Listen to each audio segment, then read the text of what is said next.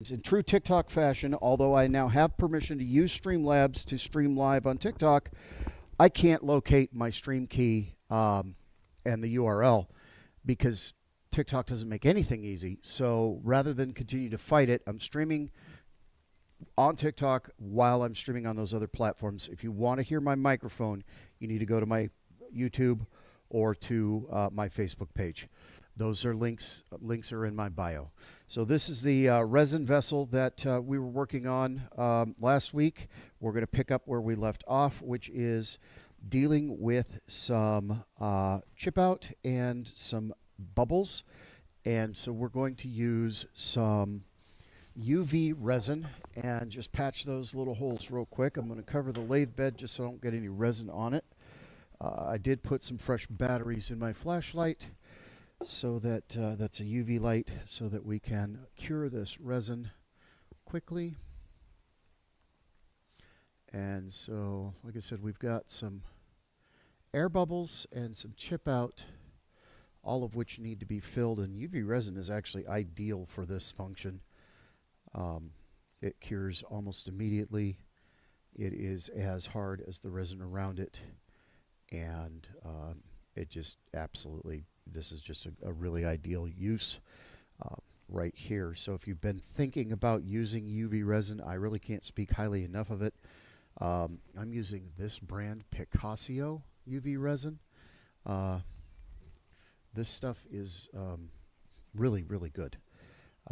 I've tried Total Boat. I like this better than the Total Boat. I found it on Amazon. I'm not sponsored or anything. I just have been experimenting with UV resin, and this is one that I've found that is very effective, works very well, and I really like. Our lid is a very good fit here, which is good. And we've got some fixes up here on the lid using CA glue because we had issues with the resin. See, that resin's already cured. It really is that fast. It doesn't take much. So we're going to put a few more drops here. We've got some more chip out. We'll just fill those in. And we can do a little bit of shaping. Now, the foot here, I have not actually cut this down as far as I would like to, and that's because we still have to hollow this little vessel, and we don't want the neck down here to be too narrow because the torque from hollowing will just snap that neck portion and ruin the whole project. So what we're going to do is we're going to slowly, we're going to hollow this, and then we'll come back and finish shaping the outside, the bottom of the piece. But we need to sand the lid and at least the upper portion here and get that all kind of to a close to finished state before we hollow. And then hollow, and then we'll come back and do the neck and the foot. And it shouldn't take too terribly long. And this will be done. So a little resin there. And I got air bubbles here. There's one little bubble right there. One that's a little bit more drastic right there. There's a bubble right there.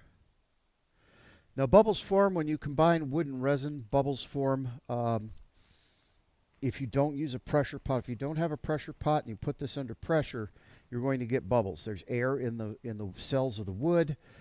There's air trapped by the weird shapes of the wood as you put it into the resin. So in order to avoid those air bubbles, what you really need to do is put this in a pressure pot at about 60 pounds per square inch and let that sit overnight, and that will actually shrink the bubbles down to a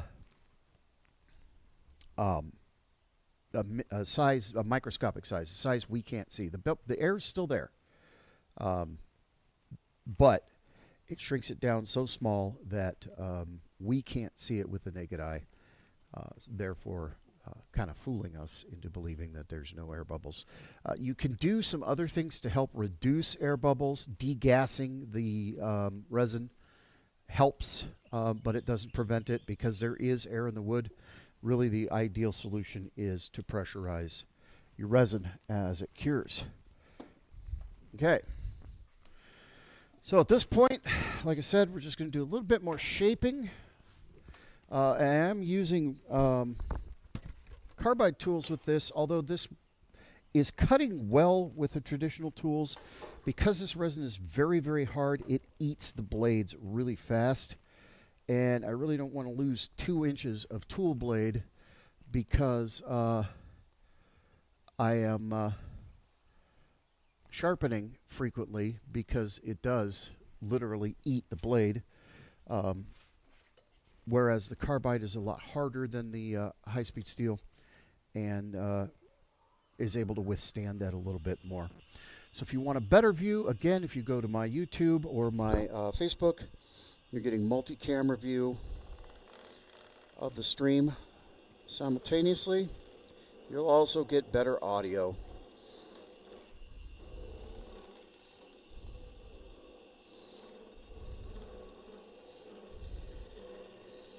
So what I'm doing now is just very lightly scraping.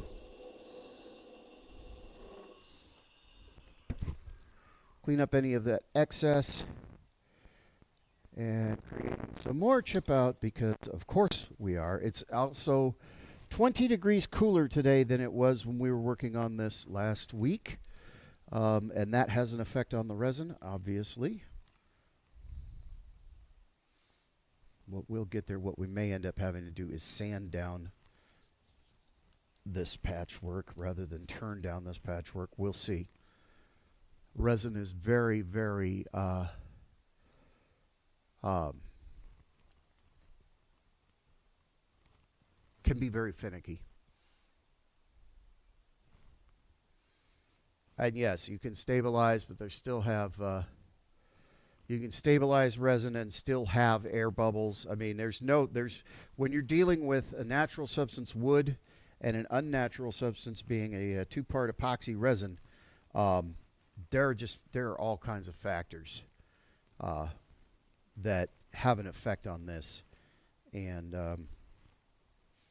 unfortunately, you can't always control everything that could change the interaction between the resin and the wood. What's interesting, okay, so what I just filled is new chip out. It is not the chip out that I filled before. So we're going to switch to the round carbide. Let's let that sit for just a second, which is a little bit less aggressive than the square carbide bit, and that should give us a little bit of a gentler approach to clean that up. And again, that's hard. This UV resin works really fast. I'm very, very impressed with it. I love using it for repairs.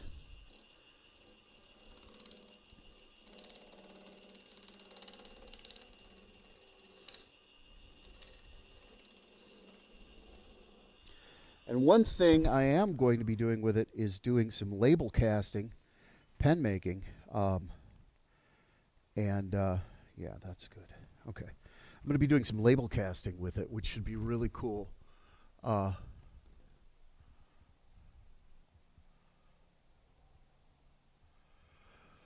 UV resin, for things like filling holes, yes, I think it does. For things like filling holes.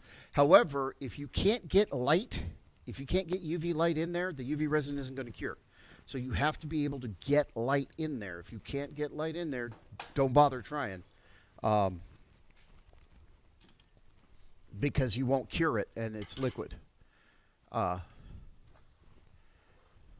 So it's 6 of one and half a dozen of the other. It's kind of tricky sometimes. All right, one thing I haven't done is this has been sitting in the chuck all week, so we're going to make sure that that's good and tight. Now this is two-part epoxy mounting this piece of resin to this block of cherry. That's not going to go anywhere. That's really good stuff, so I'm not real worried about that. And we'll go ahead and hollow this out.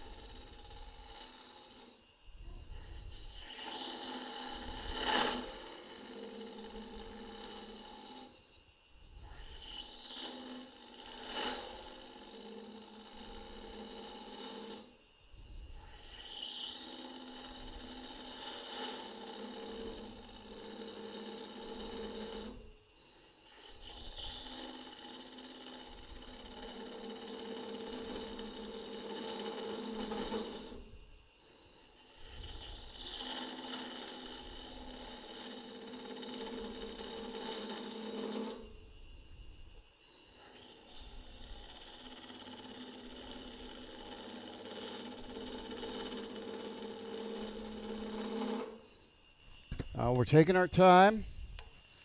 We don't want to rush this. We don't want to do it too fast, because we don't want to create a situation where we have too much torque or we're creating a lot of tear out and cause things to go wrong. Especially because we have exceedingly different densities going on. We've got some very soft Baltic birch ply. There's some very thin walnut in there. And then this very, very dense resin. Shocks uses super clear epoxy resin, and it hardens. It's very hard. It's cold today, so we've got some real issues going on here with just the differences in density and things like that. I know you can't hear me. If you want to hear me, I do have my microphone on. I am streaming simultaneously on my Facebook page and on my YouTube. You'll be able to hear me there. Although I do have permission to use Streamlabs to stream on TikTok, I can't locate my stream key and the URL.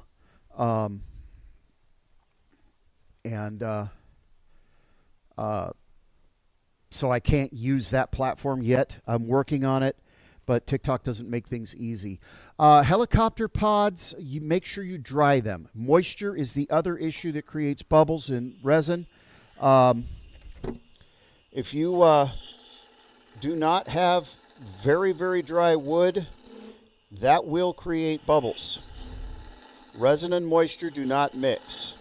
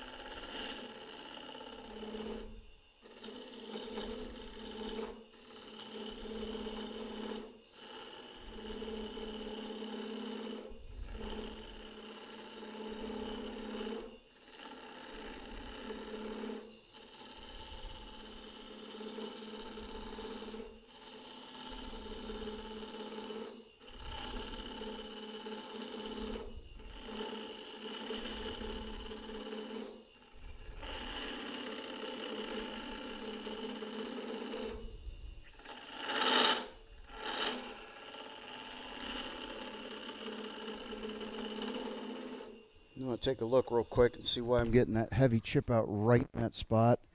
And it's probably because I have such a soft... So I've got a big difference between soft wood here and a dense, more dense wood than resin. So when we're changing hardness, that's creating an opportunity for the blade to bounce a tiny bit, and that's giving us that chip out. Just for contrast's sake, let's see how the bowl gouge done. Again, I'm primarily using the carbide because this resin is very hard and it eats the high-speed steel at an inordinate amount. However, it does cut, and it actually cuts quite well.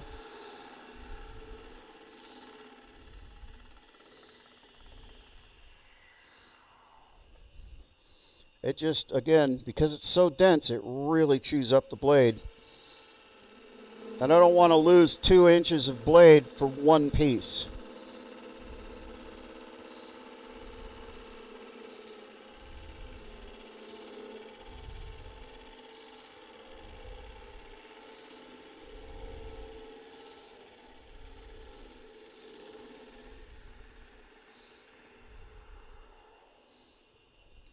But I am able to get good clean passes.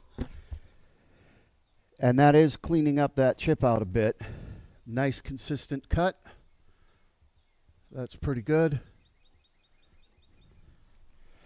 I learned with traditional. So starting with traditional makes carbide a solution to things like the fact that this resin's really hard and it eats the blade too fast. I highly recommend you start with traditional and use carbide as necessary, but don't rely on carbide. The skills that traditional tools require, I think, are far more rewarding to learn than just picking up carbide and making stuff round. Now I have my tool rest a little high so I can keep this at a negative angle, which is also going to help with that tear out.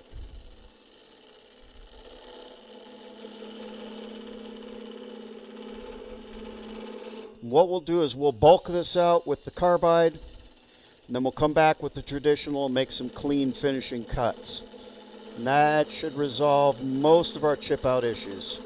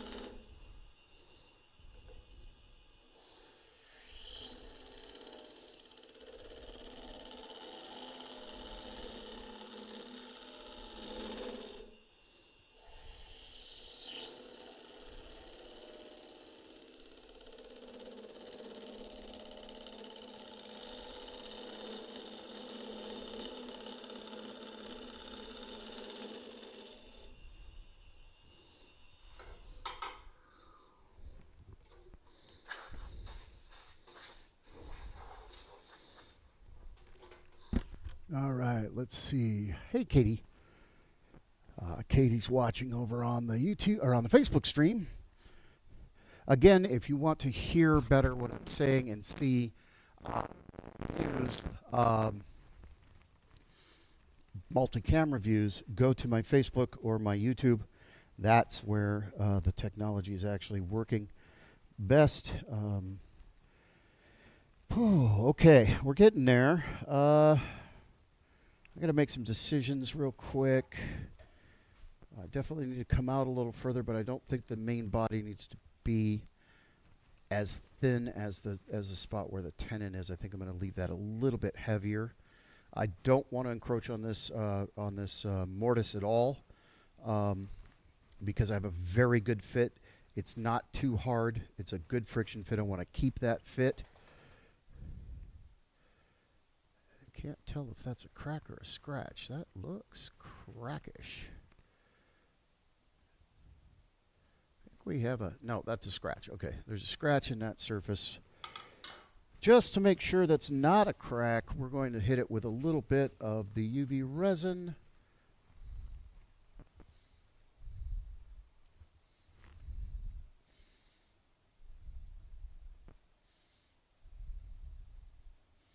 But it looks like it continues here, so it looks like I bumped it with the tip of the square carbide. But we'll just play it safe and make sure that's not a crack.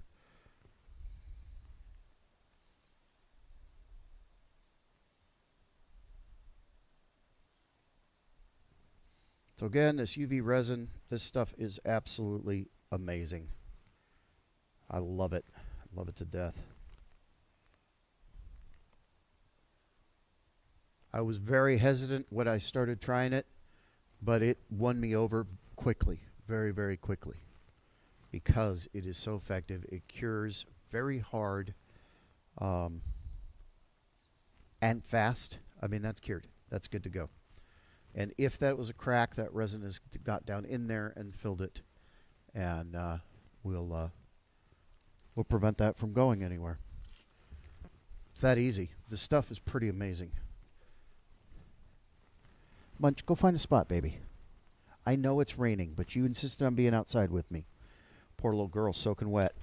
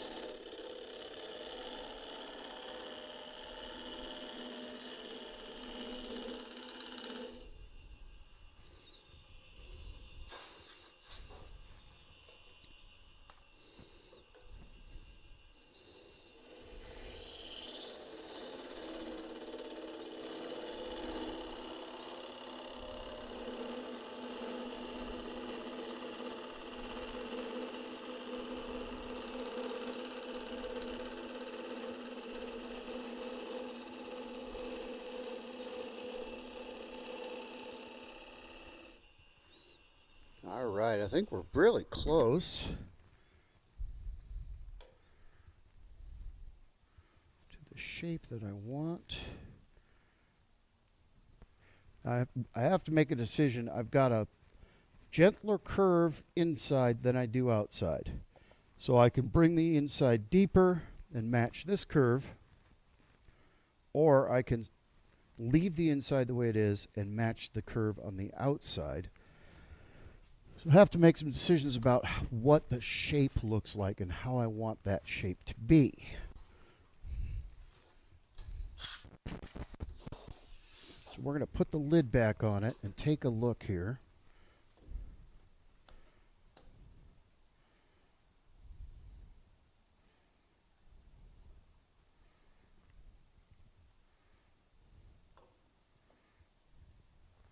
And I have to say, I kind of like it a little more squarish. I'm envisioning having a shallower curve here, and I just think with the shoulder, with the way the shoulder of the lid is shaped, that it will look better if it stays a longer body with a steeper curve to kind of reflect the steep curve of the lid. So we're going to hollow a little bit more in here to match the shapes. Now this is super clear. This is off pores from Shock's Functional Art, filled with cutoffs from his laser cutter, and it's really cool. It glows in the dark. This all came from one piece. The gold was poured on top of the bluish purples, and so I parted it right at the bottom of the gold. You can see a little bit of the blues encroaching there, but I parted it right at the bottom of the gold so that the gold would be the lid. Now Alumilite turns better than super clear. In my experience, the Alumilite deep pour, amazing deep pour that I have used, turns better than the super clear. The super clear is harder than the Alumilite. I'm pretty sure this is all deep pour. Shock's uses a combination of the deep pour and the tabletop. The tabletop is super hard. That stuff cures up really hard, and I cannot cut it with my traditional tools. It won't cut. It's so hard. I have to use carbide. So what I believe is that this is all deep pour because of the way it's cutting.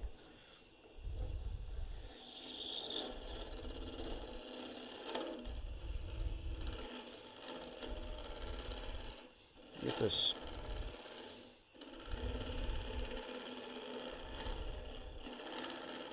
Just really lightly work this curve, get that depth.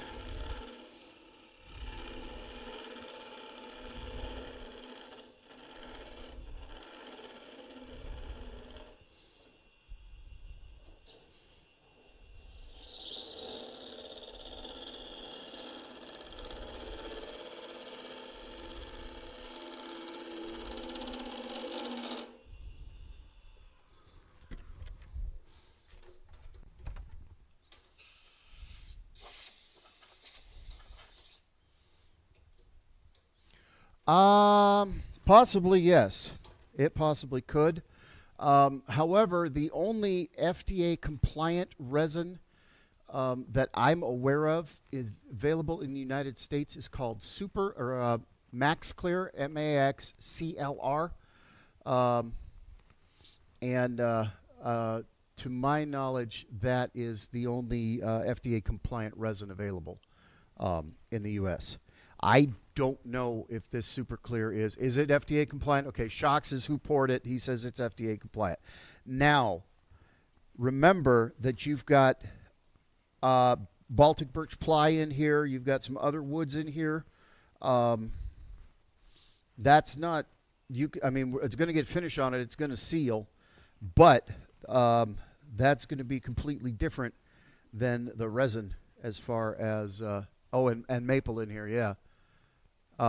But that's going to be completely different as far as the resin, so you're going to have to seal that wood too as far as the combo is concerned.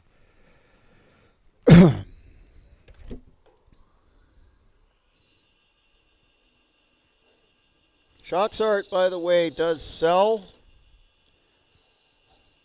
pour off blanks. I'll show you one in a second. If you'd like some resin blanks, Nate can hook you up.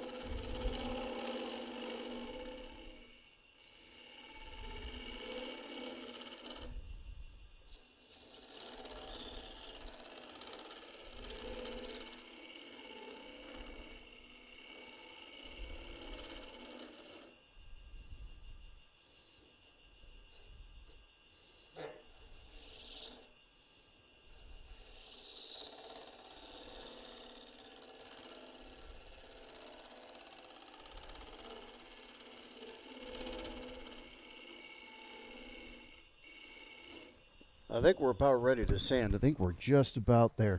Hang on a second. I'll show you what these blanks look like coming from Shocks. I cleaned my shop, moved everything.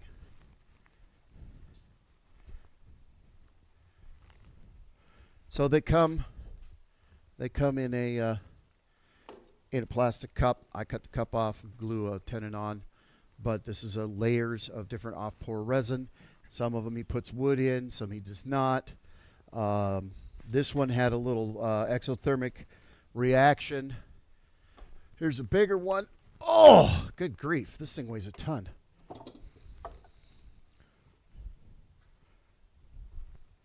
Oh, there's wood in this one. There's wood in here. That's a bigger one. But this is what you can get from Nate at Shocks Art. And then turn it into whatever you'd like. So contact him, Shocks Art, if you'd like to try your hand at turning one of these beasts.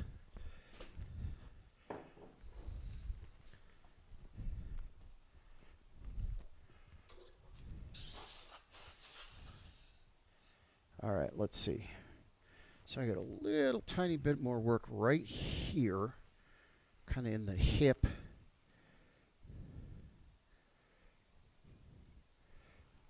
I'll show you a little trick. When you're trying to just work on a certain area on the inside of something like this, or an inside of a bowl, if you turn the lathe on and just highlight the spots you want to work on with your pencil, and then only turn that away, you'll get those spots down relative to the spots surrounding them.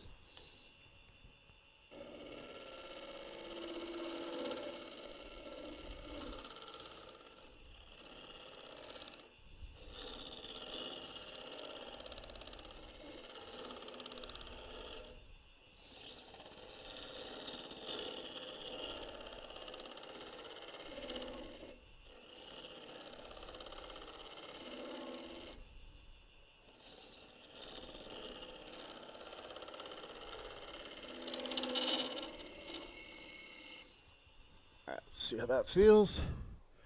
Again, we're just judging thickness here. We're still a little heavy right here at the bottom of the shoulder.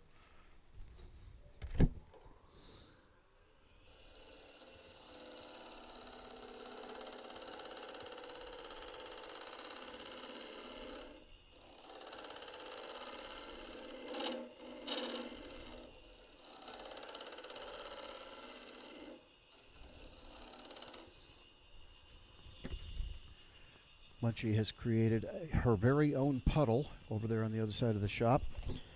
Because she's soaking wet. She insists on being outside with me, even though it's rainy. At least she had some sense and came into the shop.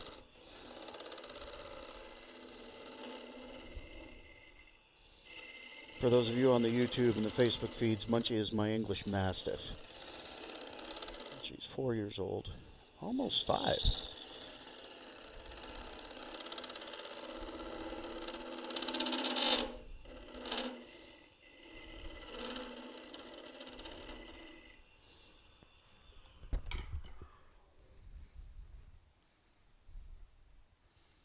I still feel a little bit of just a little bit of heaviness.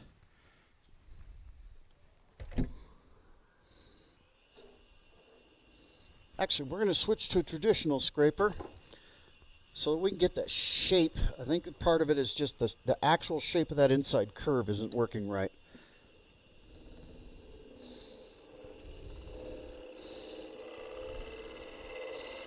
There it is.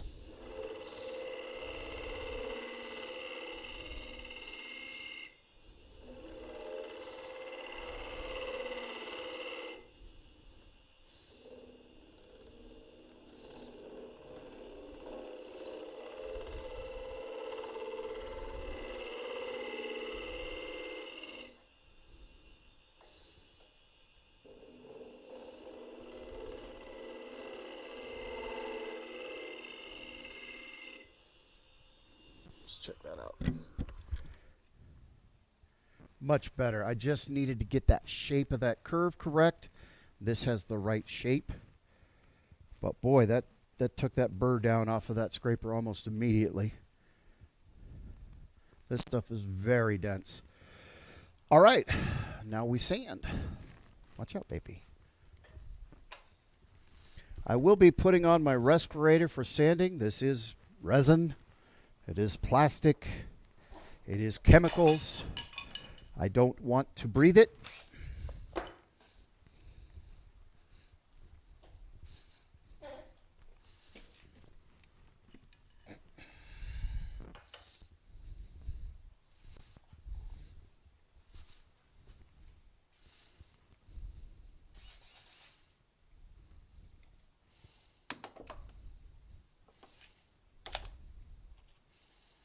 My 3-inch sanding pad. Where's my 2-inch sanding pad? Hang on a second.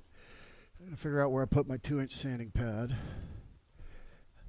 Uh-huh. Gotcha. Gotcha.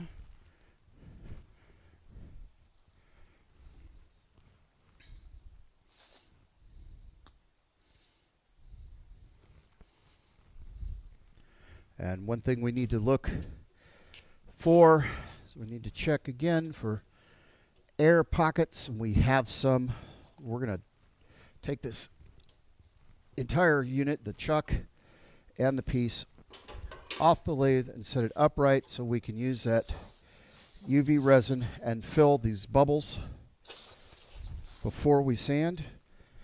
We want the smoothest possible surface on the inside. We're also going to soak that wood and stabilize it a bit with CA glue because the wood is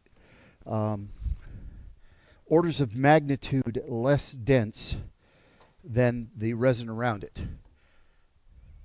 I did get new batteries, Snafu.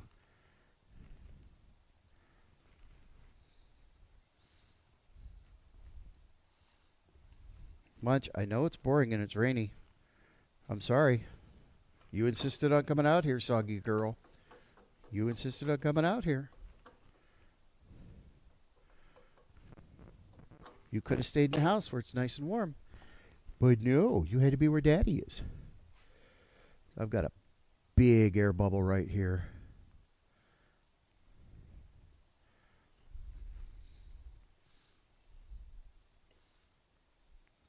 Couple here. Switch to the overhead camera for the other platform so you can see what I'm addressing. There's a bubble right there.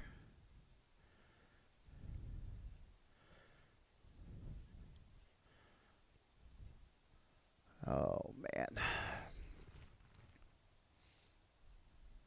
Massive void right there. Bubble right there. All right, let's get some light on that.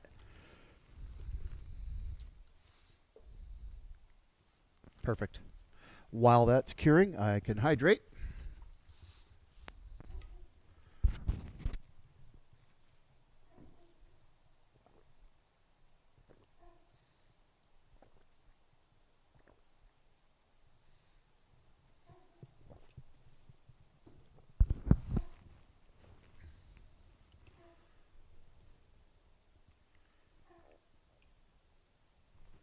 And with fresh batteries, this does cure a lot faster because the flashlight's actually at full brightness. Makes a difference.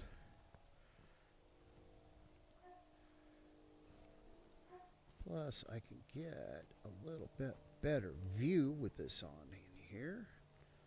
Make sure I didn't miss any holes, which it does not look like I did. There's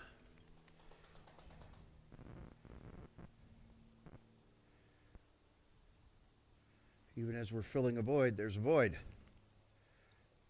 Better watch these bubbles.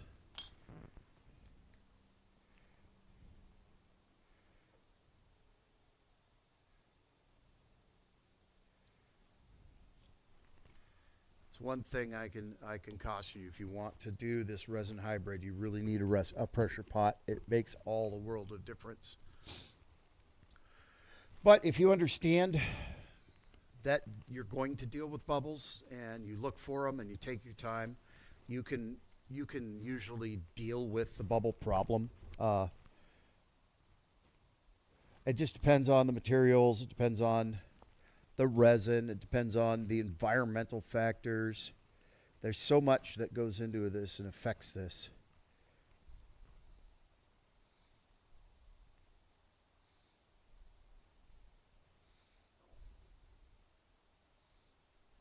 All right, and that's cured. It's that fast.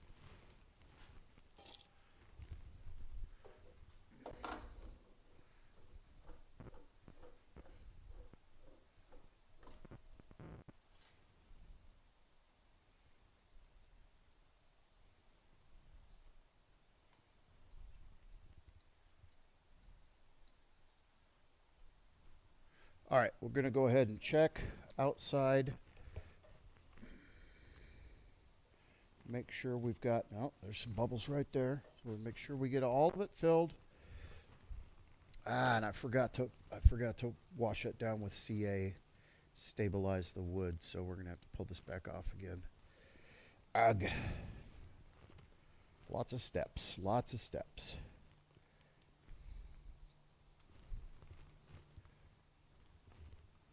Something cool. This is glow-in-the-dark resin. Or there's glow-in-the-dark in it. Hello, Neil.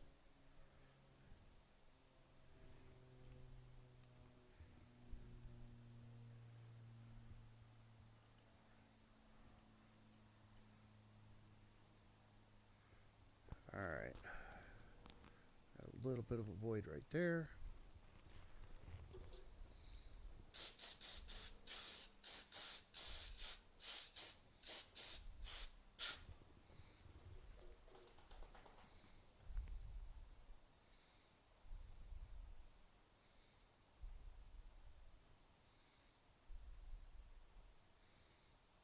I got some air bubbles over here. Work all of those real quick.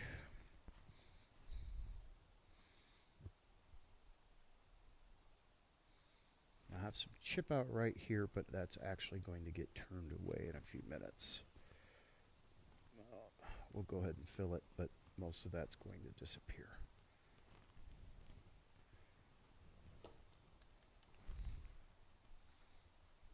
I'm doing well, Neil. Very busy. Unfortunately, not busy doing turning. Busy with a full-time job.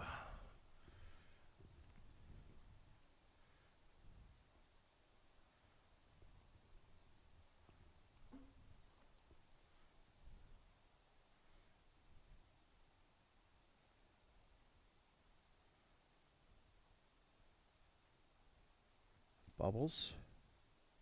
Small, but we need to get them out of there.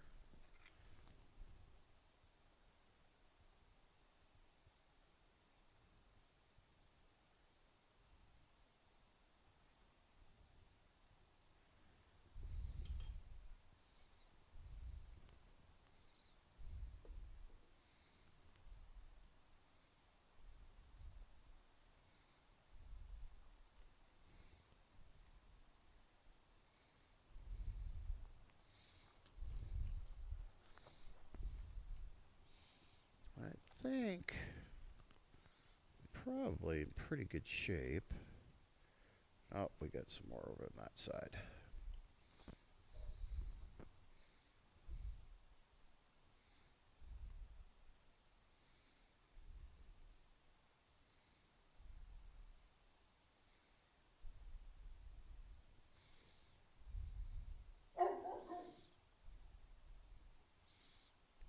little tiny bit of chatter right there.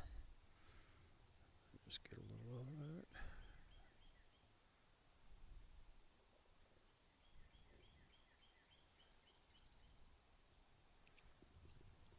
Now, as we come down and shape the bottom of that little neck, we're gonna find more air bubbles. We'll deal with those when we get to it. Right now, we need to focus on sanding up the interior, getting that to a finished state. I'll get the lid back on, finish turning that, and sand the exterior. We'll be done. Hey, James, doing okay. Hanging in there.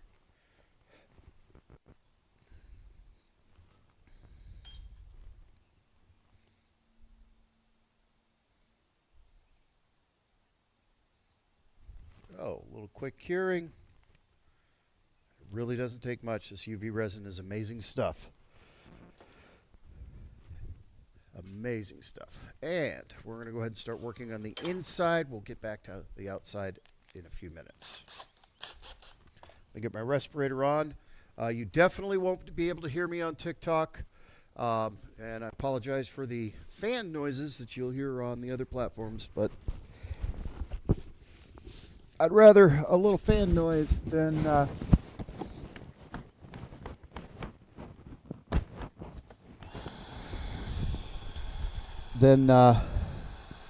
resin in my lungs.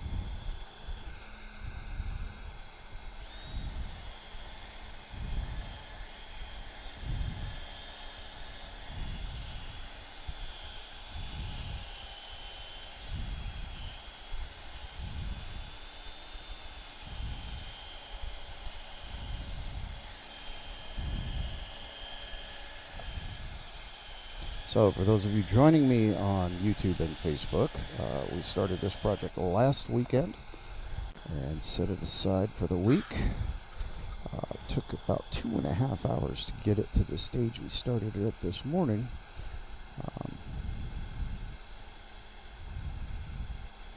I'm going to have to turn away those high spots. They're just not sanding. Well, that UV resin is also dense and also hard, so I probably should have scraped it first. We'll get in there and scrape that.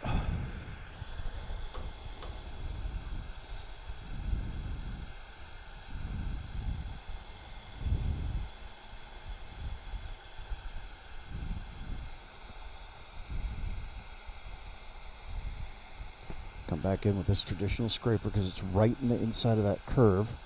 And we're going to make sure we have a fresh burr.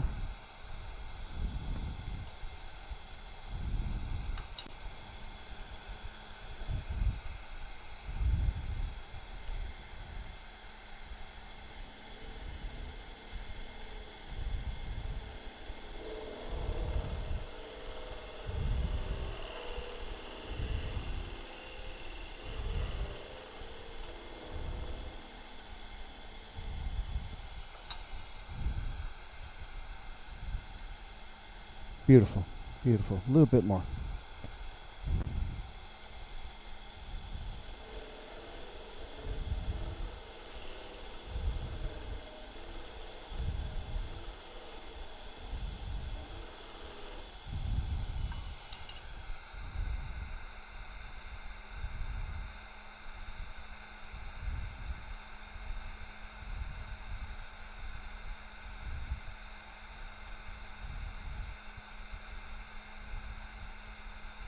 Another little raised spot right there. So we'll come in with my negative rake bowl scraper. Little shop made creation.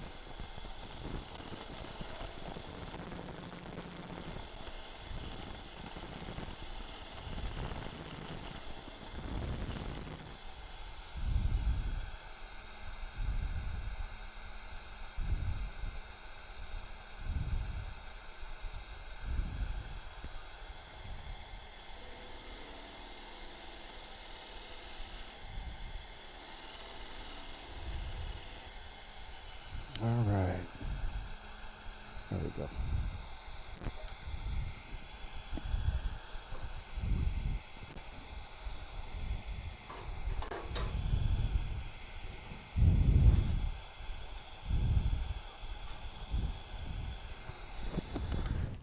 And all right, real quick, because Snafu reminded me, yes, I need to bathe the inside with thin CA so that it soaks into the surface of that ply and helps stabilize it so that I don't sand low and high spots because the resin around the wood is harder than the wood. So what we're going to do here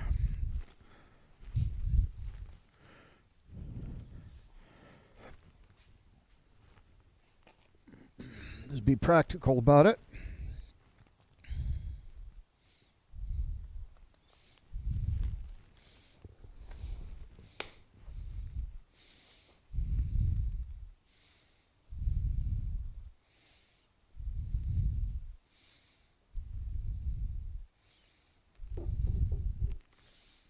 Again, what we're doing is just we want to get some CA glue into that surface layer of that wood so that it stiffens up the grains so that as I sand, I'm not getting low spots because it is softer than the resin around it. This helps us get a more even finish.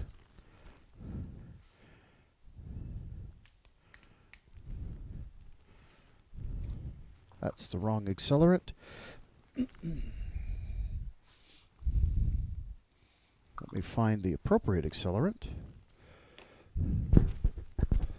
Maybe.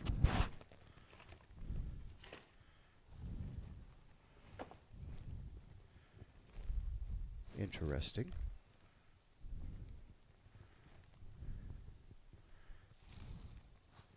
Huh. Well, I had a can of the Parfix accelerant somewhere around here.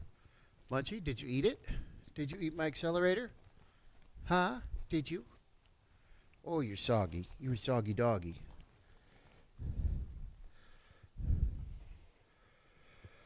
Huh. Okay, well, that's not good.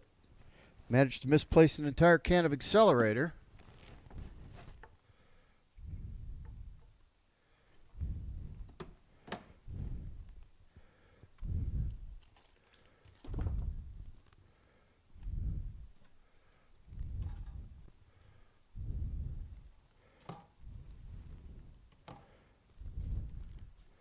Huh. Must be time to clean. Oh, yeah, no, I set it right up here.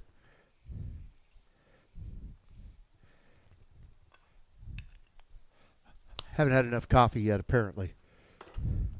All right. So again, just stiffening up the grain, the surface grain of that wood with some CA. That should help it sand a little more evenly. So that I don't end up developing low and high spots. We're going to go ahead and get back in there.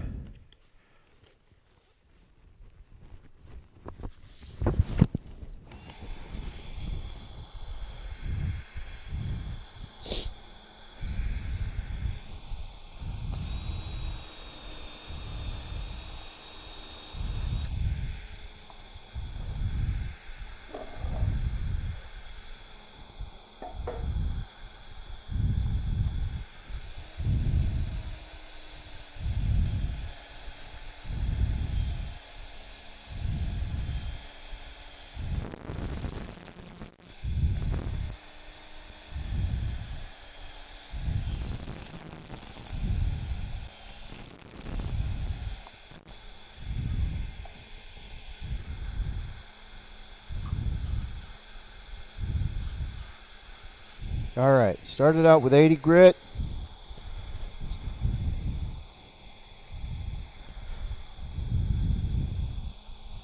We're going to step it up to 120.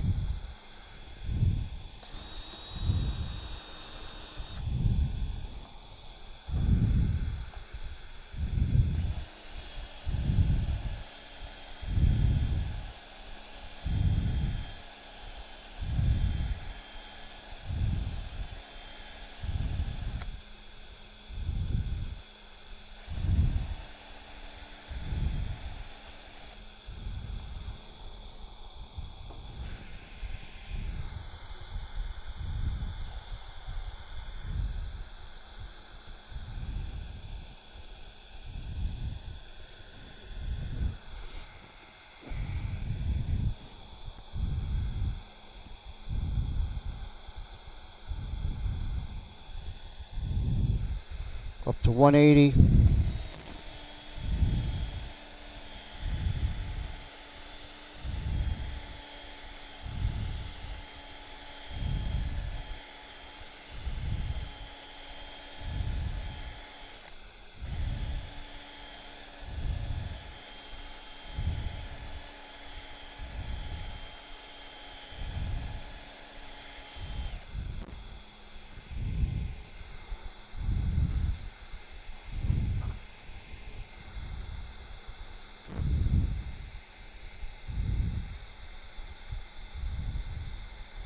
Two 40s next.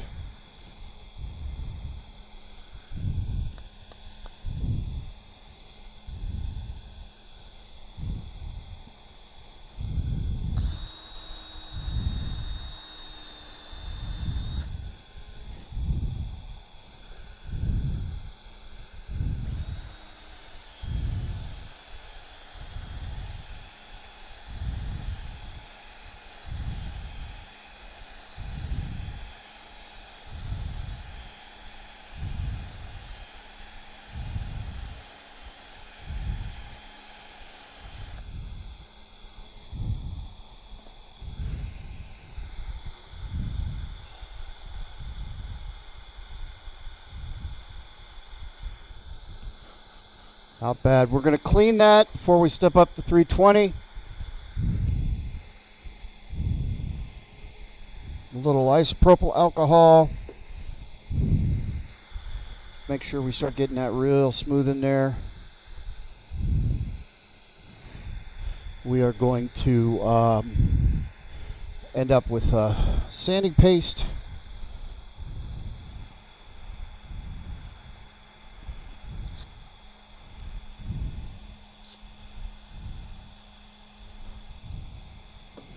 Then everything will get hit with Brad's Workbench Tongue Honey finish, which will give us a nice satin finish.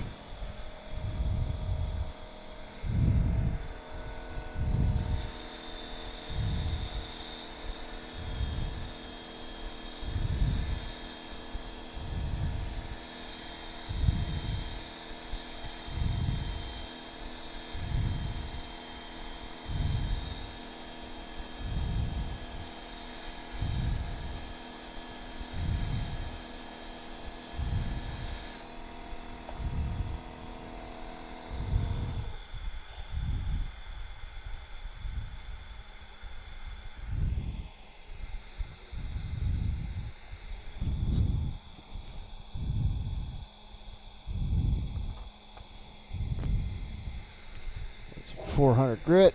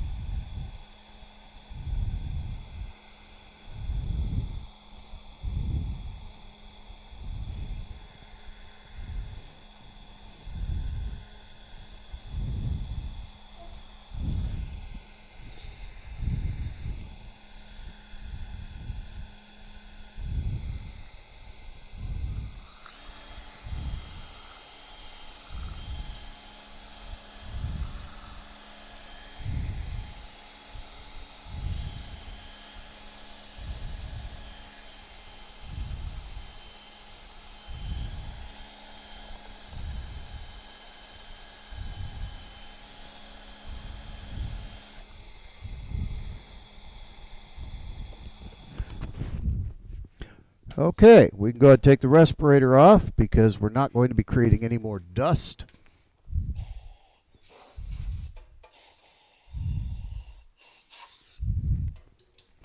We're going to hit this with Brad's Workbench sanding paste, which is a friable abrasive, meaning the more you work it, the finer it gets.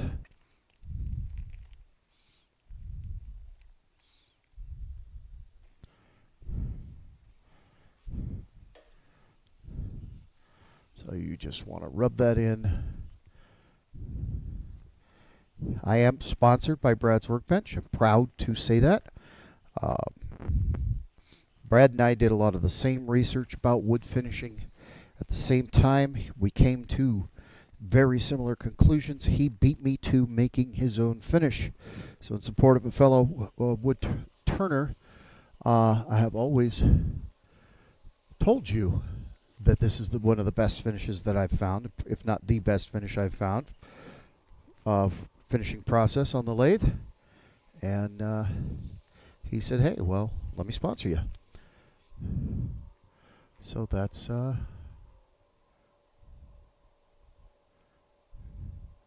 what we do. But whether or not I was sponsored by Brad's, I would tell you that this is the finest finishing process that I have found to date. It really does produce excellent results every time. So you want to start by working it in. You start the lathe out slow. Make sure it's spread around evenly. Go to a clean part of the paper towel. Kick the lathe up 100 RPM or so and keep working it. And you just keep repeating that. Go to a dry piece of paper towel. Kick the lathe up about 100 RPM. And you just keep increasing and increasing until you get about roughly 1,000 RPM. When the paper towel comes away clean, you're no longer removing material. You're no longer sanding. You're done. And that, in general, with Brad's, is at about 1,000 RPM. Works on resin, works on wood.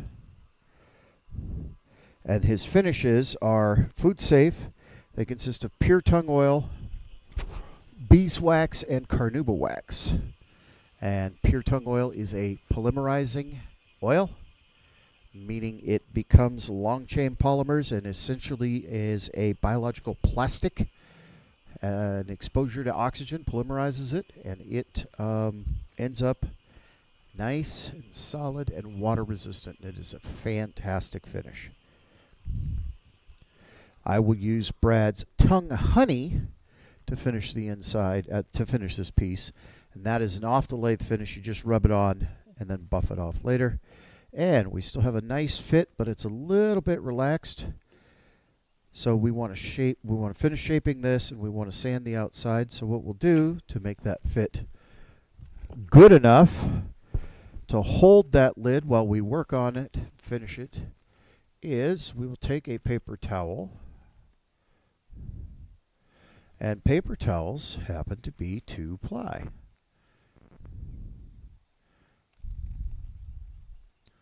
We will split the plies.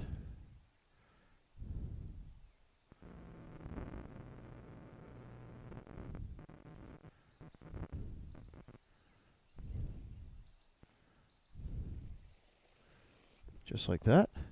And that should produce just enough of an increase in friction.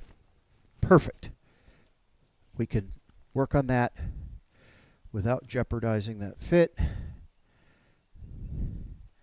And that will be adequate to hold that in place while we finish shaping here and sand the whole piece. So, inside is now done. The inside of the lid is finished. The inside of the bowl is finished, with the exception of putting actual finish on it. We just need to do a little shaping here, come down and shape our little neck down to the foot, and then sand, and she will be finished, complete. Pretty happy with how this one's turning out. Now, another thing you can do to add a little bit of support if you want is if you have some kind of a cup center, or since this is already cut and shaped, I would recommend something called a soft touch, which is like a little piece of wood that fits over a live center, to just give you a little bit of pressure here. We're not going to need it. We've got more than adequate friction with that paper towel added in here. But if you felt like you needed more support, you could bring up a live center with a soft touch, something between the center and the resin here to hold this if you felt it was necessary. It's not necessary in this case, but it's doable. So we're going to come back here, and we're going to come back with my 1/2 inch scraper and very lightly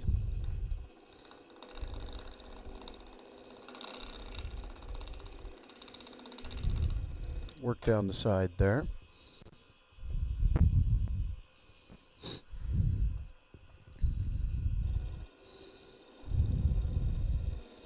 And this is a Crown C2 Cryo scraper given to me by Steve over at Steve Todell, formerly Temple Boy Turnings. It was a fantastic little tool. Great add to my arsenal.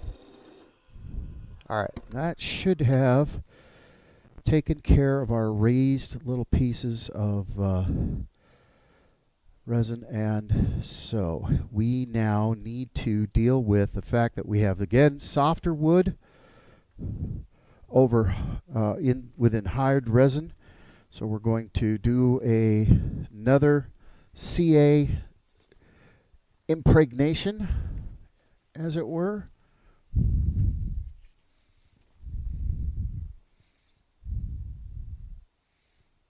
I won't lose my can of accelerant this time. So all I want to do is just get some CA glue into the pores of that wood and kind of stiffen it up, because the wood is softer than the resin around it, and as I sand, I can create high and low spots with the wood, the soft wood being the low spots, and that's just never turns out good. That just always ends up being a disaster. So we'll just get some CA glue into that surface, and we start finishing it up, working those finish shapes and stuff. That will help stabilize that wood. It also gives us a little look at what the finished product's going to look like. And I dropped my little lid. That's never a good thing. In a second, let's see if I can find that lid. Otherwise, I'll steal one from another container.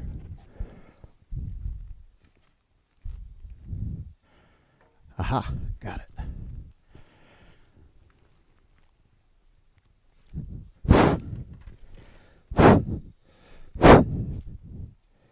There we go.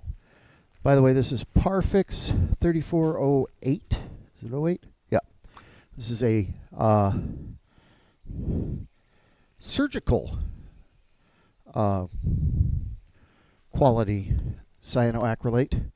It is literally used to glue wounds back together. It works very well. It has a 90-second open time before it cures, and it is very, very low smell. Doesn't make your eyes burn like other CA glues do. I highly recommend it. You have to buy it from a medical source, and there's a large community of wood turners who have a license to distribute Parfix. So find a wood turner who does. I do not, but find a wood turner who sells it if you want to use it. I really highly recommend it. It's good quality stuff. All right, so we're going to work on this foot.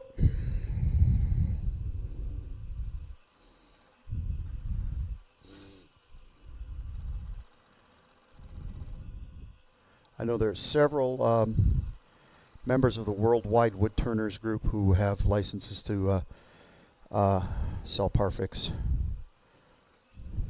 Mark Saleh being one, but I think he's getting out of the business. He is retiring from a lot of that. But I know there are a couple of others in the group who you can order Parfix through. So if you go to worldwidewoodturners.org, we do have a barter page, but I'm sure if you asked on the barter page, they'd tell you where you can order it, or you can go to the Worldwide Woodturners Facebook group and join. It's free, and ask there. We meet, by the way, weekly, 7 p.m. Eastern, free. We have members all around the world, and we have free live demonstrations every Wednesday night. How do I know? I was last Wednesday's demonstrator.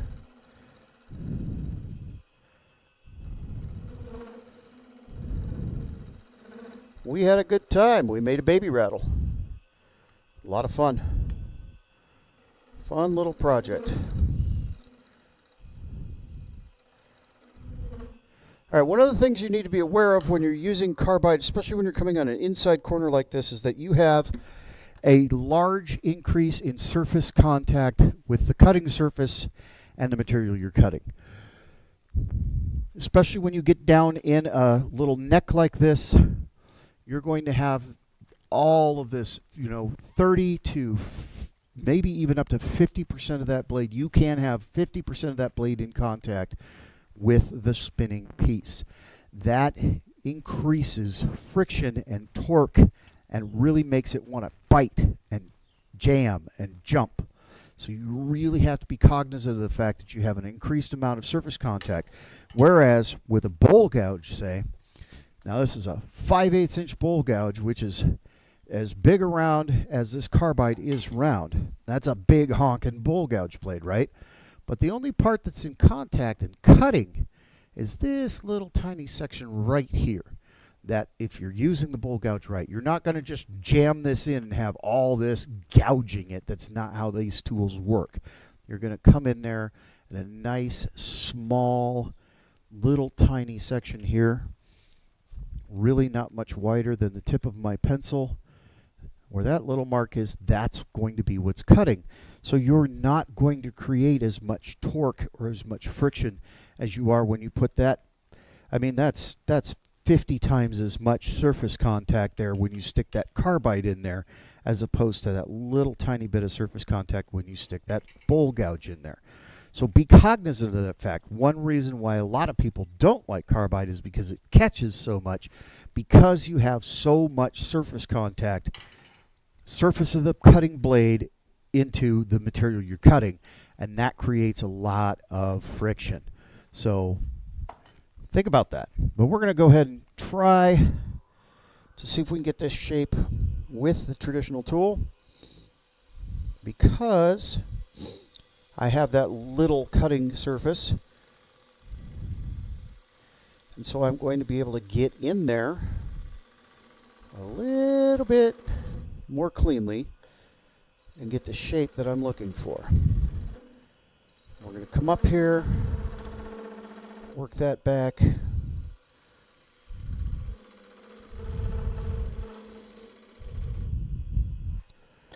Back this way. Work our way down.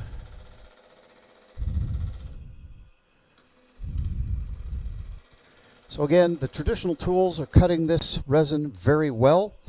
The problem is this resin is very, very hard, and it eats the blades super fast. I have to sharpen almost 4 times as often as I do with wood, and that's expensive.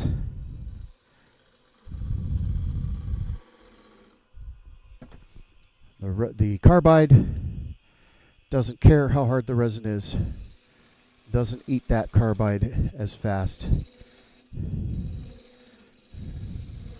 as it does the high-speed steel.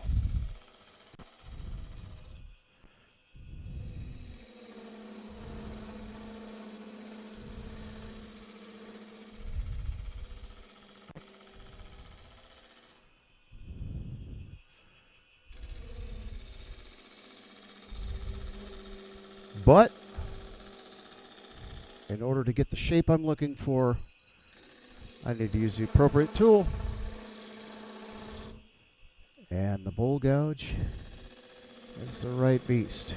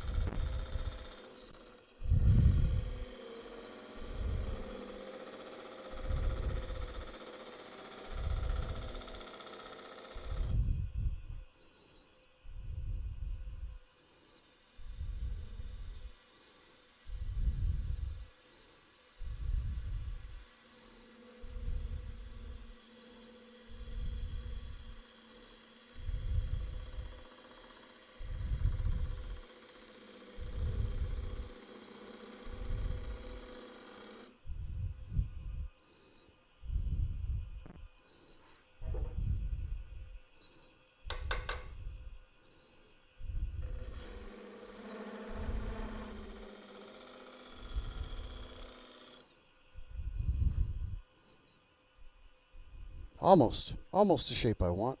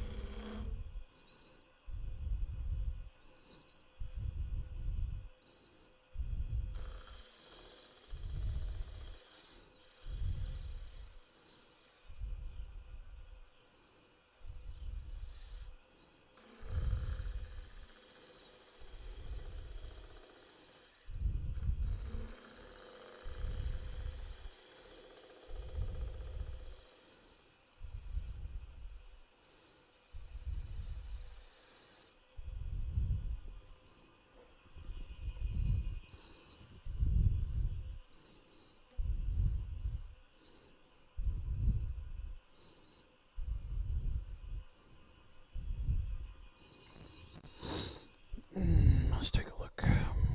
Not bad. Not bad at all. I pretty much like it. I like it. I think we're going to... Let's see.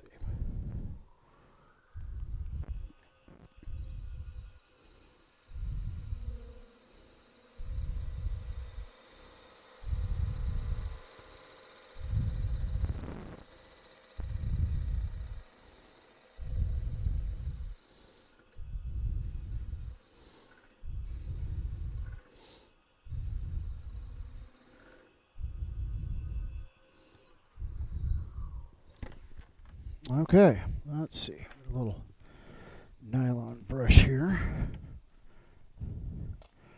Clear some of this hooey out. Resin is messy.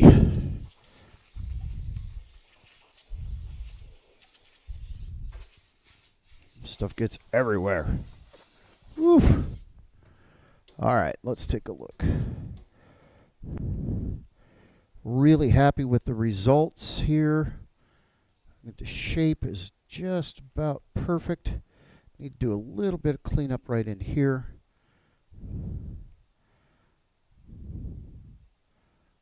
Yeah, we're going to do a little bit of cleaning up with some shear scraping in here, which seems to be working really well. So we're going to, while we got our mojo working, we'll keep using it.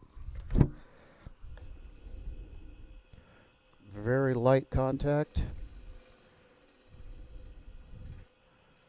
Got that flute almost completely closed, so the gouge is almost at 90 degrees. We're using that bottom wing as essentially a negative rake scraper.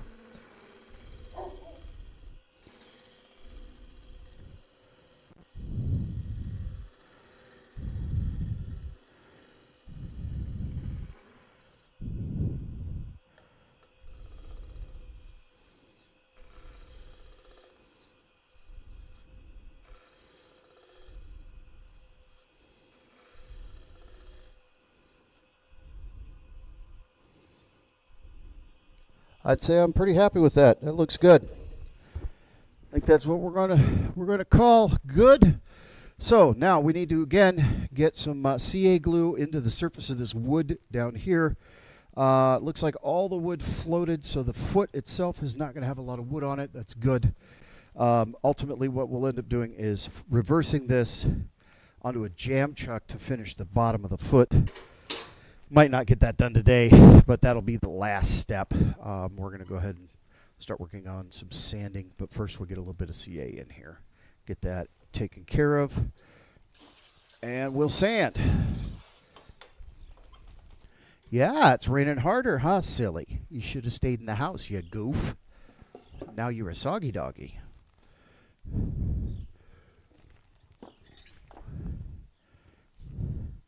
So again, using some Parfix 3408,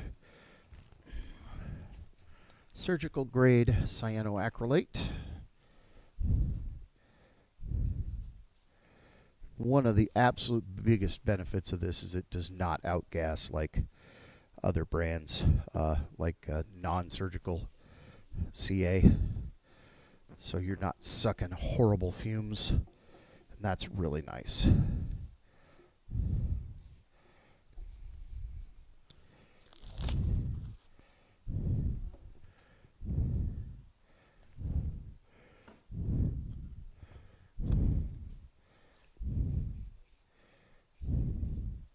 Okay. Back to sanding. Got to get the respirator on. Hang on just a minute.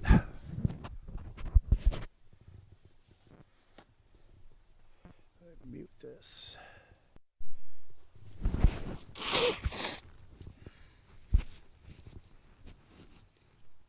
I don't know if that muted or not. If not, I apologize to those of you on the Facebook or the YouTube streams. Of course, it's spring in North Carolina, so allergies are full effect. Yeah, this is really really nice blank from Shocks. Again, that came from Shocks Functional Art. Cutoffs from his laser.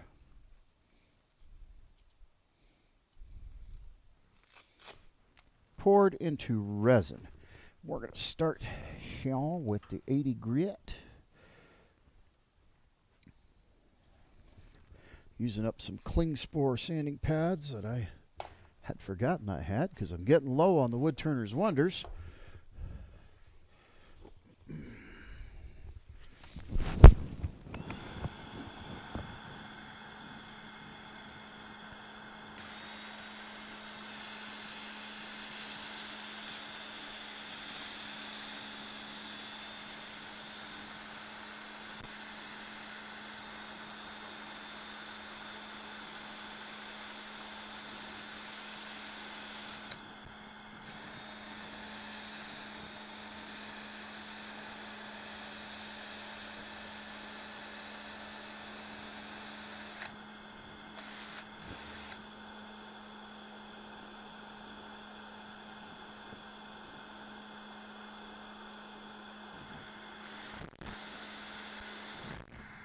And we might end up having to wrap up. It looks like we're having power fluctuations. The last thing I want to do is cook the motherboard on my lathe, or my laptop for that matter.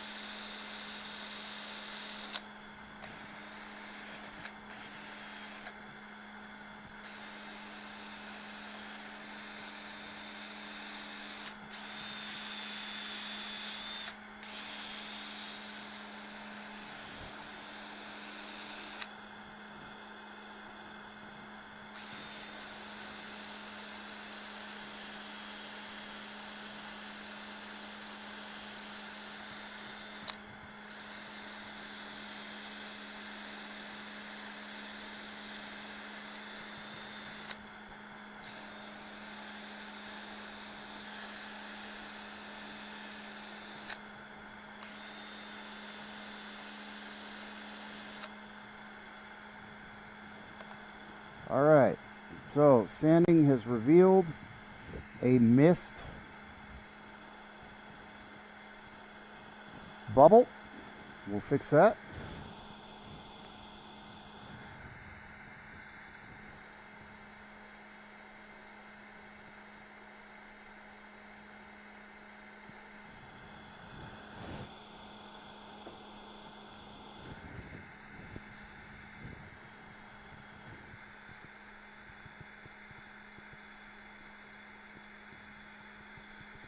Again, a little UV resin. Fast, easy to repair little spots like this. This stuff is absolutely amazing. I now swear by it.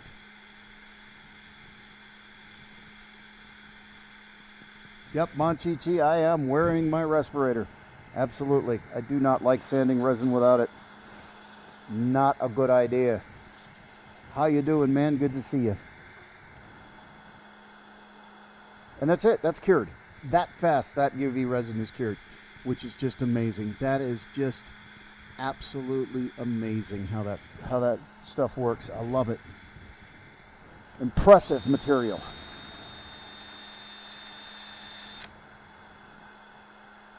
Just like that. Level that high spot off. Blend it in. We're ready to step up a grid.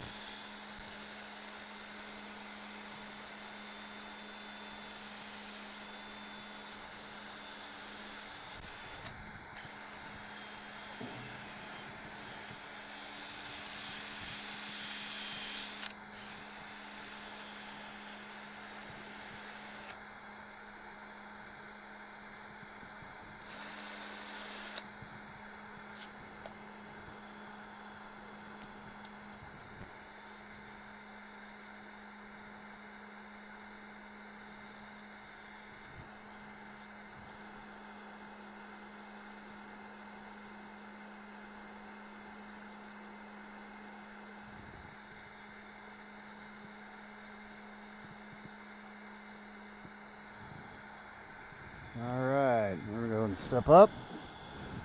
180.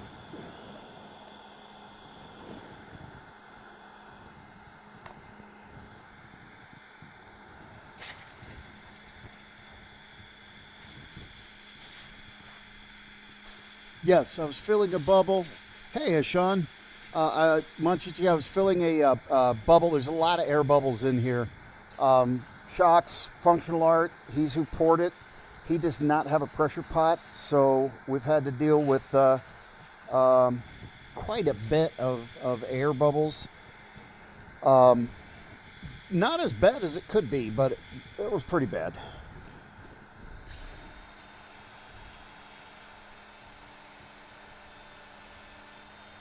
I've dealt with worse, honestly. I've had some pen blanks that were ridiculous. Pine cone pen blanks, notorious. Pressure pot or not, when you're pouring resin and pine cones, you're going to deal with air. It's just inevitable. I turned some pine cone pen blanks that was literally take a pass with a tool, soak it in CA. Take a pass with a tool, soak it in CA. It was the only way to get it done. And UV resin would have been a better option, but I didn't have it at that time. I'm really glad that I decided to experiment with it because it's impressive. I get a lot of good results with UV resin.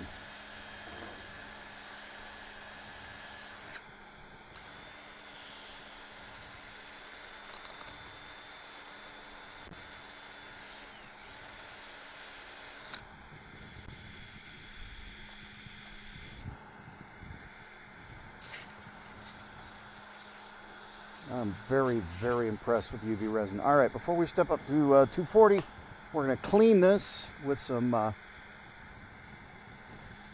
that would be the wrong bottle, with some alcohol.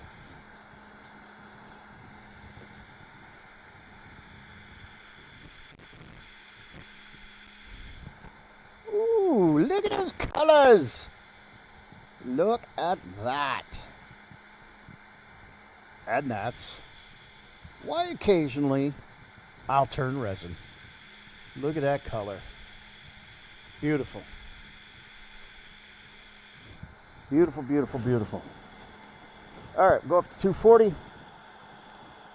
No, 220, 240, either one. It's all good.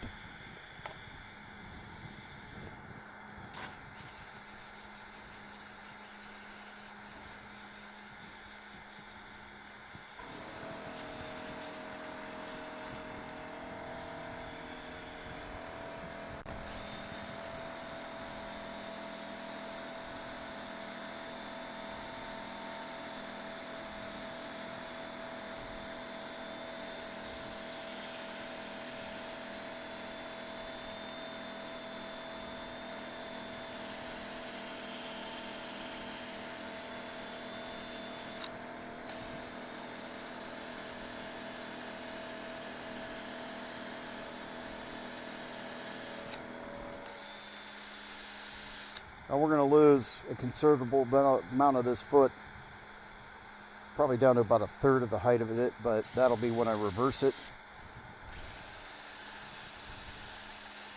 I'm going to have to create a jam chuck to hold that.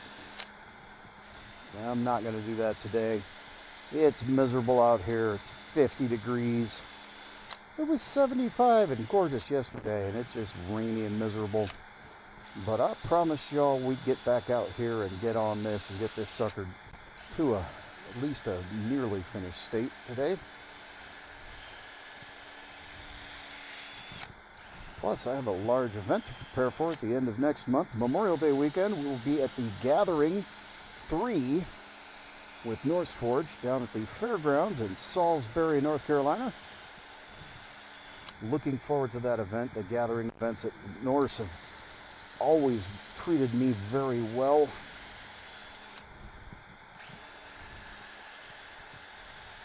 It's where I met my friend Nate from Shocks Functional Art, and we started collaborating. Nate will be there, along with multiple other artists.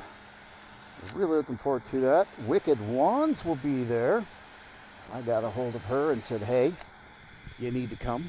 If you come, I won't turn any wands. You make sure that you have a customer base. Plus, her wands are absolutely phenomenal. She is an impressive artist. I love her work. We have one of her wands here at the house, and it is fantastic.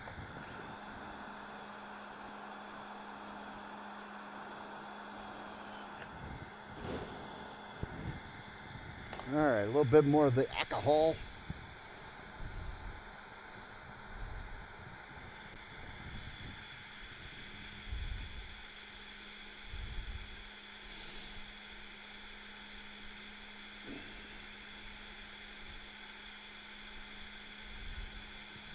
Mother's plastic polish. I don't have any of that. What I do have, however, is white diamond and a buffing wheel. And after I get this polished to last weekend of next month, Snafu, once I get this polished to with the Brad's Workbench and I put the tongue honey on it, I'll get the bottom finished. This is going to the buffing wheel, and that's where it's really going to start to pop. And the process that I'm using, I get a glass finish. We're talking super shiny. The problem, and the reason I want to get the brads on there, is to soak into the into this wood, so that there is a smooth surface with that polymerizing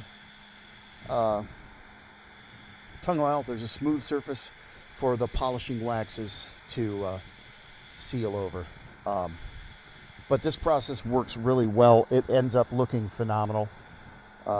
If you go back on my Facebook page, or you go back a ways on my TikTok, there's a piece called Hidden Treasure that I did for Carolina Raven. That is a resin wood hybrid off-pour from Shocks with a hidden gemstone in the lid, and you'll see that I get a really nice high gloss finish using the process I'm using. Could I get a better high gloss finish? I'm sure I could. There are so many different ways to do this, so many different methods, so many different materials. I use what I have, use the processes that I've developed, and that work for me. Doesn't mean it's right or the best. It means that's what I've got to work.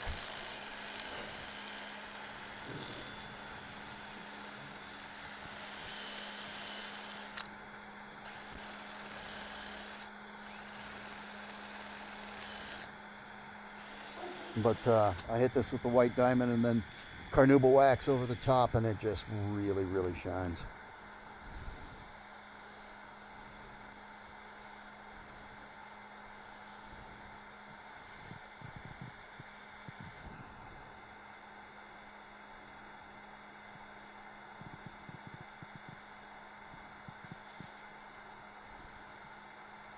Okay, not going to bother cleaning it, because we're going straight to the abrasive paste. Which means I can take the Darth Vader helmet off, because the abrasive paste does not create dust. That's the whole reason they invented abrasive paste. Dust. So once again, this is Brad's Workbench abrasive paste, super fine, extra fine abrasive paste. I do need to inform you, I am sponsored by Brad's Workbench, but I would tell you this is the best finishing process on the market for wood turning, regardless of whether I was sponsored or not, because I have tried multiples, and this one is far and away the best that I've found. Now, that being said, I've never used Yorkshire Grit, but and I've heard good things about it. But I found Brad's, and I didn't need to. I stopped looking. I didn't need to keep going. So you work it in first of all by hand. Start out with the lathe slow.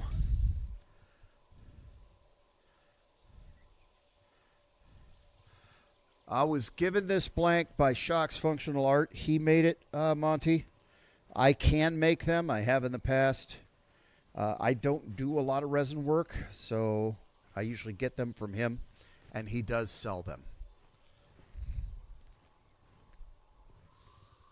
You can hit him up. He's here on TikTok, Shock's Art. You can find him on Facebook, all the places. And he does have a nice pile of resin hybrid blanks and just resin blanks that he's willing to sell. All right, let's see what I got going on here. I have a large, that's what it is. So you can actually feel the abrasive paste catching more on this thick section of wood. So it feels like there's a bump. There's not. It's just more abrasive right there than it is on the resin around it.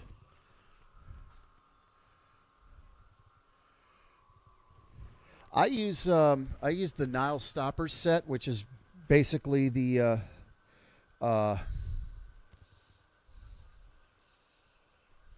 what is that the polishing system? You know, it's the 3 single wheel system, not the bar. I have the bar. I hate it. Hey, Joe.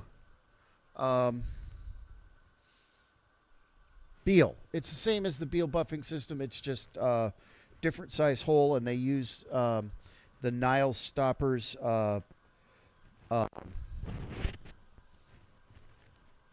bottle stopper mandrel fits the wheels. But they're like half the price of the Beal system, and it's the same thing. I like it. It's a pretty good product. Anyway, you start slow, work it, find a clean, dry place with a paper towel, kick the speed up about 100 RPM, work it, continuing to increase speed until your paper towel comes away with no removed material, at which point you are no longer sanding. This is a friable abrasive, meaning that the more you work it, the finer it gets. And when the paper towel comes away clean, it's no longer removing material. In general, using brads, I find that by the time you're up to 1,000 RPM, you're no longer removing material. It's done sanding. Beal, yeah, Beal. Yeah, the Nile Stopper system is half the price of the Beal system. And it's the same thing. That's the same, same wheels. Nothing wrong with the Beal system. I just didn't have the money at the time, and Niles came out with theirs. And I love their products, so. In fact, I think it's Carl Jacobson and his wife bought Nile Stoppers from Ruth Niles because she retired. And that was one of the first things that they came out with, new, after they took over the business, was their buffing system.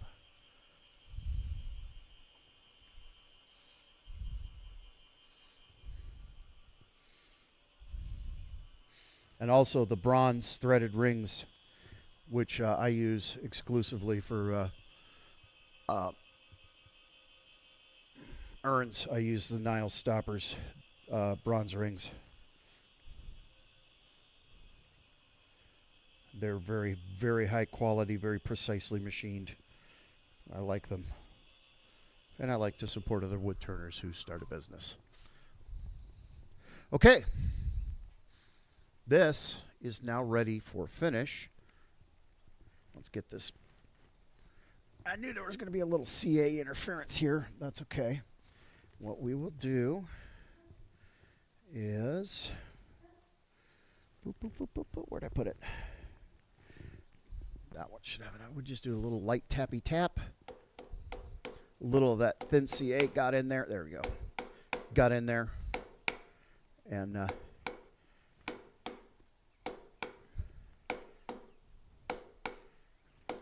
cause that jam to stick.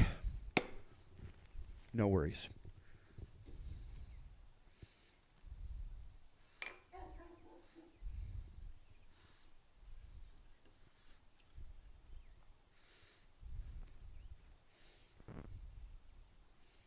Clean that out. Let's clear this off, and we will rub it down with some tongue honey. So you can really get a picture of what it's going to look like when it's 100%. Now, I will tell you, we're going to end the live today. I'm not going to do the very finishing part of it live. I'll probably get that done after work sometime this week. But what I'm going to do is going to create a jam chuck that I can fit this into so that I can reverse it. And then I could turn away my tenon here that I put on here, this little wooden tenon. I two-part epoxy that onto there. And this section here, this is a 1/2 inch thick right here. That's coming down to about 1/3 of that thickness, and we're going to undercut it a little bit.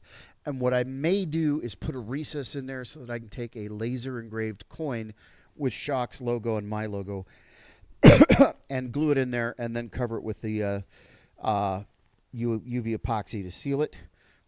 So this is definitely a collaborative piece. Shock's made the blank. I made the piece. But I want to make sure that he has full credit. So look at this. We have a really lovely friction fit, suction fit here. That's absolutely an ideal fit. That is exactly how you want a lid to fit. That's pretty darn good. I mean, I made it, and I'm sitting here going, who did that? That's good. That's a good fit. We're going to clean this up a little bit more with some isopropyl alcohol.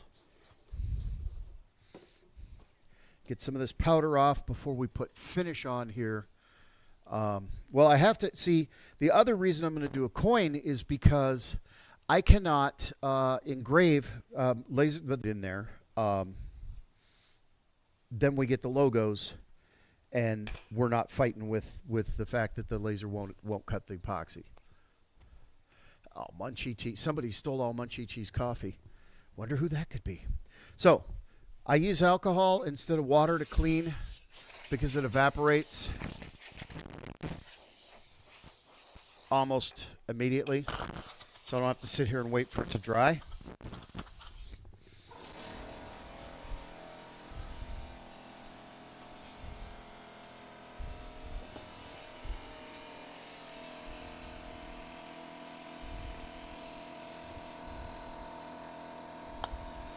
So again, this is Brad's workbench. This is the tongue honey.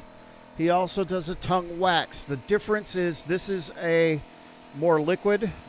This is a thicker wax, more wax to tongue oil ratio. You put the tongue wax on, let it sit for half an hour or so, and then you buff it on the lathe. The tongue honey you put on, you let it sit for half an hour or however long you want, and then you just hand buff it. It just cleans, it buffs, and you buff away the excess easier. It is still the same thing. It is pure tongue oil, beeswax, and carnauba wax, all of which are food-safe finishing substances. Carnauba wax is why your candy, why your M&Ms are shiny. They spray it on candy to get that hard coating, shiny coating. Beeswax, of course, is beeswax, also used to spray on foods. And then pure tongue oil is a polymerizing oil. It is from the tongue tree, T-U-N-G, and it is the only true naturally polymerizing nut oil. It doesn't have any accelerators or anything in it if it is pure, and that polymerization creates a water-resistant seal that is hardy and long-lasting, and again, food safe. So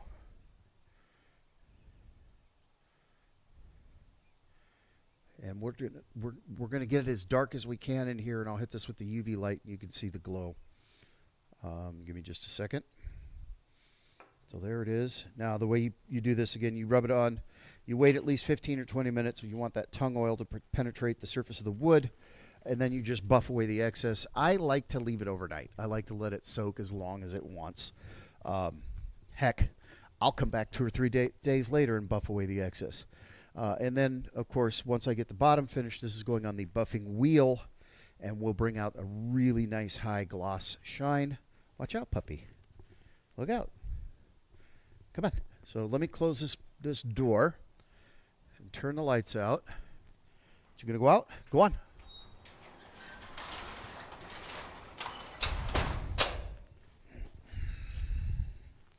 That might be dark enough. Let me shut this off so that we can get some glow out of this with the UV light. Let's see.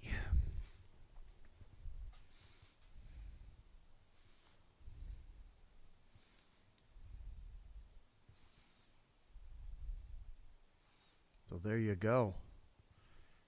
You can see that. That's a glow-in-the-dark resin. So that's responding, reacting to the UV. This, of course, does glow as well. If it comes from shocks, it most likely glows. Let's see. I'll show you right through there. Yeah, look at that. So, yeah. There it is. A very fun piece. A lot of work. That resin is resin's wild stuff to work with. Very hard. But voila. This will get finished up. It'll be for sale again at the gathering with Norse Forged in Salisbury, North Carolina at the fairgrounds. That's Memorial Day weekend. Vending is from 9 a.m. to 11 p.m. Friday and Saturday. Tickets are available at norseforged.com, so go check that out. I'm proud to be vending there. And really looking forward to the event. The best vending events I've ever had have always been at Norse. So I'm looking forward to going back. This is going to be my next YouTube video. That is a piece of red Coolaba burl. And we'll be working on that. Probably start filming on Tuesday night. So look forward to getting that turned for you. Should be a lot of fun. We'll catch you guys later. Oh, let me show that on the YouTube. That's red Coolaba burl. So thank you for joining me. Hopefully I can get a hold of a human being at TikTok, get my stream key and everything so that we can run multicam through TikTok as well as YouTube and Facebook. We'll see what we can do. TikTok, working with them, getting a customer service response is next to impossible. But we'll see what we can do. Thank you all for joining me both on YouTube, Facebook, and the Talk of Ticks. We will see